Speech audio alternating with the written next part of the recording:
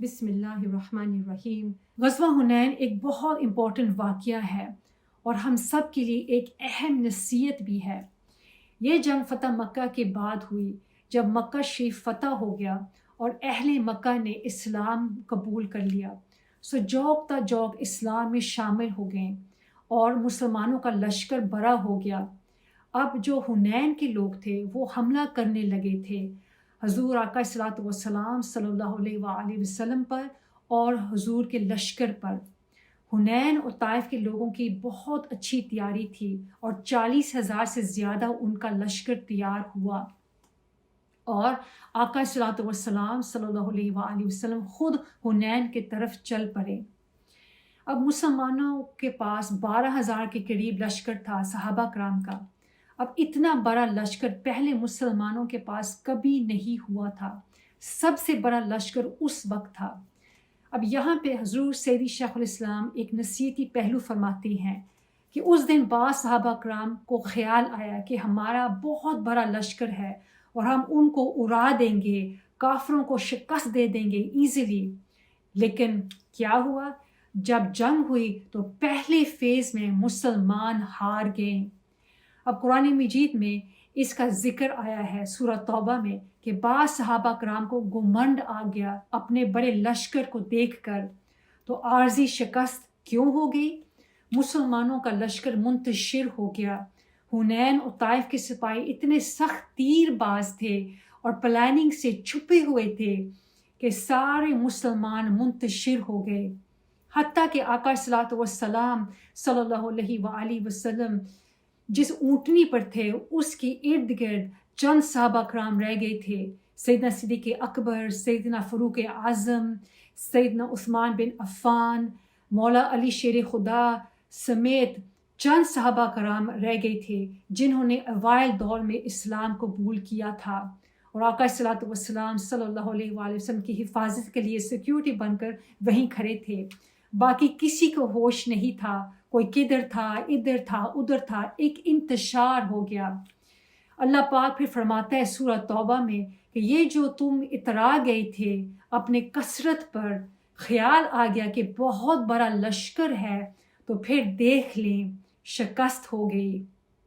اللہ تعالیٰ نے یہ منظر دکھایا تمام صحابہ کرام کو اس لیے کہ سب آنکھوں سے دیکھ لے آپ کو شکست ہو گئی۔ قرآن مجید کی آیت مبارکہ اتری سورہ توبہ میں آیت 25 میں اللہ تعالیٰ فرماتا ہے کہ بے شک اللہ نے بہت سے مقامات میں تمہاری مدد فرمائے اور خصوصاً حنین کے دن جب تمہاری افرادی قوت کی کثرت نے تمہارے نظر بنا دیا تھا، پھر وہ کثرت تمہیں کچھ بھی نفع نہ دے سکا۔ یعنی اللہ تعالیٰ فرما رہا ہے یہ منظر شکست کا اس لیے دکھایا تاکہ تمہیں پتہ چلے تم اپنے کثرت پر اطرار کر رہے تھے اور تمہیں پتہ چل جائے کہ فتح اور شکست تمہارے لشکر کی کثرت کی وجہ سے نہیں ہوتی، اس کا فیصلہ اوپر سے آتا ہے۔ ہر فیصلہ اللہ تعالیٰ کے امر کی وجہ سے ہوتا ہے، اللہ تعالیٰ کی توفیق کی وجہ سے ہوتا ہے۔ پھر آگے اللہ تعالیٰ نے فرمایا کہ پھر آقا صلی اللہ علیہ وآلہ وسلم پر ایک رحمت نازل کی اور فرشتوں کا لشکر بھیجا جنہیں تم دیکھ نہ سکے اور پھر فتح ہوئی۔ یہ تربیت اور نصیحت تھی صحابہ کرام کے لیے اور ہمارے لیے کہ آپ دین کی جتنی بھی خدمت کر لیں کبھی یہ خیال نہ کریں کہ میں نے اتنی کر لی، یہ میرے وجہ سے کامیابی ہوئی ہے، یہ میں نے محنت کی ہے، یہ میرے تودو کی وجہ سے سکسیس ملی ہے۔ نہیں، اس سوچ سے اللہ تعالیٰ ناراض ہوتا ہے۔ شیخ الاسلام فرماتے ہیں کہ اس کا پھر علاج کیا ہے؟ نہ اترائیں، گھمنڈ نہ کریں، تکبر میں نہ آئیں۔ اس کا علاج یہ ہے اللہ اور اس کے رسول صلی اللہ علیہ وآلہ وسلم کی نوکری میں جو کچھ کریں اندھے ہو جائیں، آپ کو نظر نہ آئے، جو کچھ کریں اس کو دیکھیں ہی نہیں، اپنے طرف منسوخ بھی نہ کریں۔ جس دن آپ نے اپنا کیا ہوا دیکھ لیا اللہ تعالیٰ کا فضل اٹھ جائے گا، اللہ تعالیٰ کی رحمت اٹھ جائے گی، اللہ تعالیٰ کی برکتیں اٹھ جائیں گی۔ سمجھے میں نے کچھ بھی نہیں کیا، جب نظر نہیں آئے گا کہ میں نے کام ہی نہیں کیا ہے، پھر اس کی اجرت نہیں مانگیں گے، کوئی توقع نہیں ہوگی۔ اور جب توقع نہیں ہوتا تو پھر شکوہ بھی نہیں ہوتا۔ شکوہ کہاں ہوتا ہے؟ جہاں توقع ہوتا ہے۔ شیخ الاسلام فرماتے ہیں کہ توقع رکھنا محبت کے خلاف ہے، یہ پھر سوداگری ہے، توقع سوداگری بن جاتی ہے، یا خرید و فروخت ہے۔ محبت اور توقع اکٹھے نہیں رہ سکتے۔ یہاں شیخ الاسلام مجنو کا واقعہ سناتے ہیں۔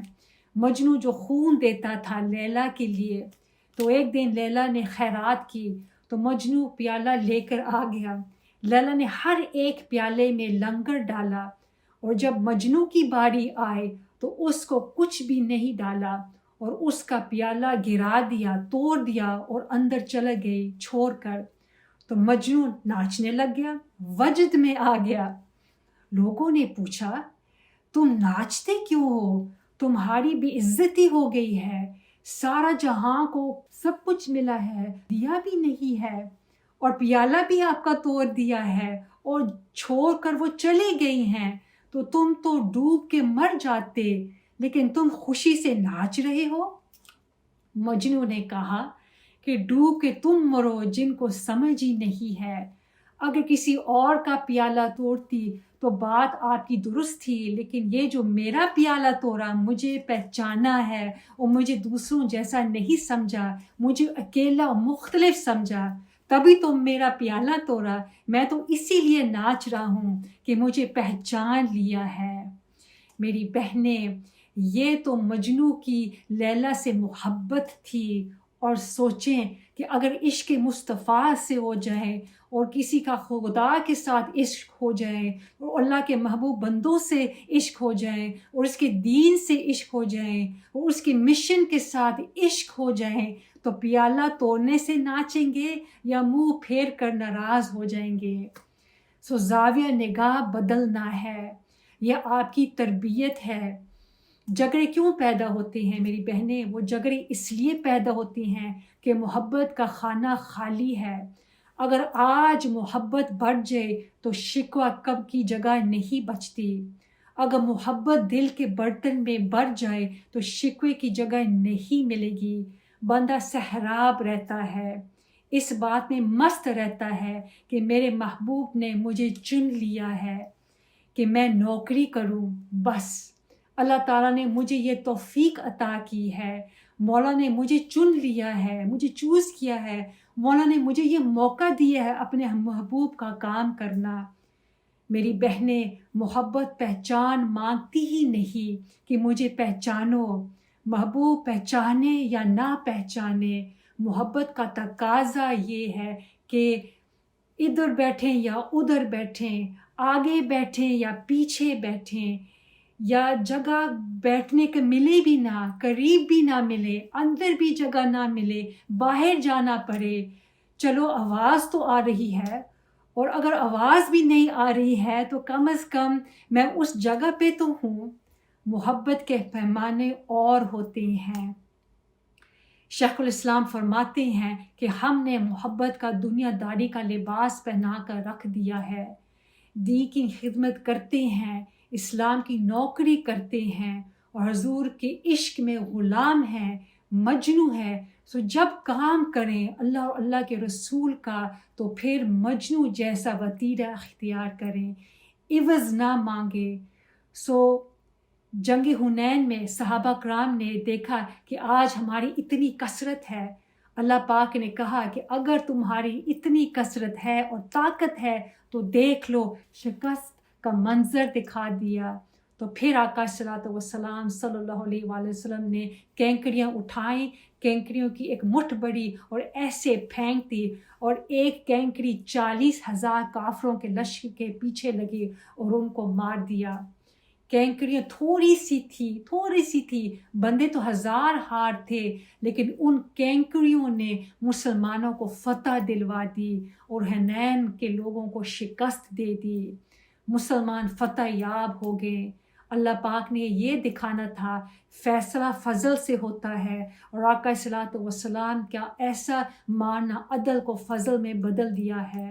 سو میری بہنیں ہمیشہ آقا صلوات والسلام صلی اللہ علیہ وآلہ وسلم اور اللہ تعالیٰ کے لیے کام کیا کرو۔